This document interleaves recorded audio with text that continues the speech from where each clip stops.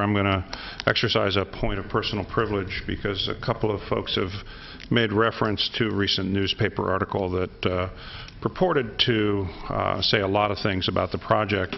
And it's interesting, I do read quite a bit of the commentary out there, and I was struck yesterday. I was reading Fox and Hounds, which is a blog by a conservative writer who's a very intelligent person, but he said that the High-Speed Rail Authority's response to the LA Times article was weak, as he described it. Let's not be weak. The article was incorrect, it was inaccurate, it was wholly wrong, it was bunk. So if that's strong enough for you, I hope that that's clear. And let me say why it was. And first of all, we've seen this before. We went through this last year when there was another sort of breathless allegation that the project was wildly over budget based on a confidential report that turned out to be a PowerPoint document in a deliberative process that had absolutely no relevance to the ultimate cost assessment that we did that was concluded in our business plan. And at the time, when we looked at that, what we found was that the purported cost increase came about because somebody on their own decided to compare two segments that turned out to not be the same. It was classic apples to oranges comparison. And that again occurred in the most recent article, comparing essentially trackage with a system that had track, stations, wires, et cetera, et cetera. So we've seen this pattern again and again that someone claims that they've discovered some great new insight. At some point they're going to find the weapons of mass destruction alongside of these secret documents. Once again, the document in question was not a confidential report. It was a PowerPoint prepared for a discussion that Mr. Morales and I and other members of the High-Speed Rail Authority staff engaged in with our federal funding partners. And that discussion was about status of the project and risk assessment, and I'm going to get to that in a second. The fundamental thing that was wrong with the article goes well beyond the particulars that were inaccurate and false. It fundamentally misunderstood the process of project management. A risk assessment is not a forecast of what is going to happen. A risk assessment is an assessment of what might happen. A risk assessment is a tool that we use to look at risks of the project, to scope, to budget, to schedule, to other factors, so that we can then act. And the implication that somehow this is some static thing, that there's some secret number out there and that we're cowering in a corner trying to figure out what to do about it, couldn't be farther from what actually happens. So let me tell you what actually happens.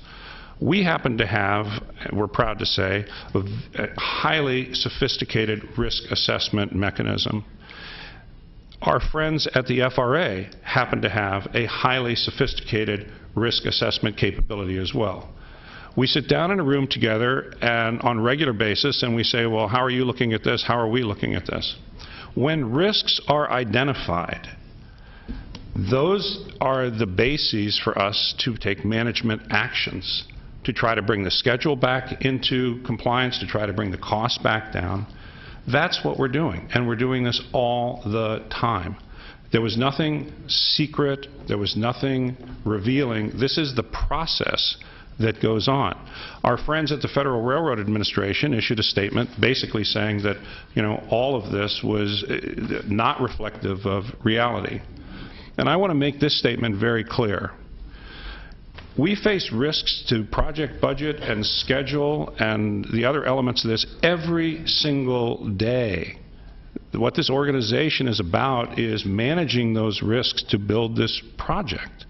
On any given day we're facing these and we're making decisions to try to do things. I mean, a good example is about a year ago, if you had looked at the risk that we were not going to be able to spend all of the Stimulus Act money by the statutory deadline, I didn't go back and look at the numbers. My guess is FRA was probably saying that risk could have been $1 billion worth of underspend at that point. And what have we done? We've managed that project, we've managed the process, we've moved things forward, and we're now 90% through the Stimulus Act expenditures, and in order to make the deadline, we only have to spend at half the rate in the remaining months that we're currently spending now. So we manage risks. That's what we do. And the last thing I want to say on this is this. If you want to know whether or not this project is exceeding the budgets that we've laid out, if you want to know whether or not there are schedule issues that we have to resolve or that there are going to be slips to the schedule, I guarantee you, you will not learn that from the media first. You will learn it by coming to our Finance and Audit Committee meetings that we have every single month, where we review all of these issues in full public light. That's where you will learn these things.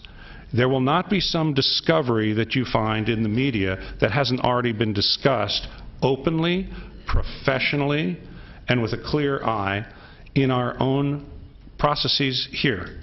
And if you don't want to make it to the Finance and Audit Committee, you can go on our website and you can see their work.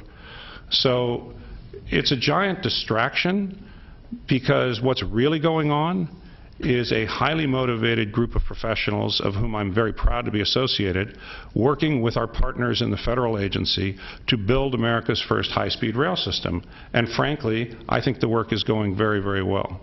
So I apologize for going off on this, but periodically I kind of have to do it, because these things come out and they're just so far off the mark that they need to be commented on. So with that, thank you for letting me respond.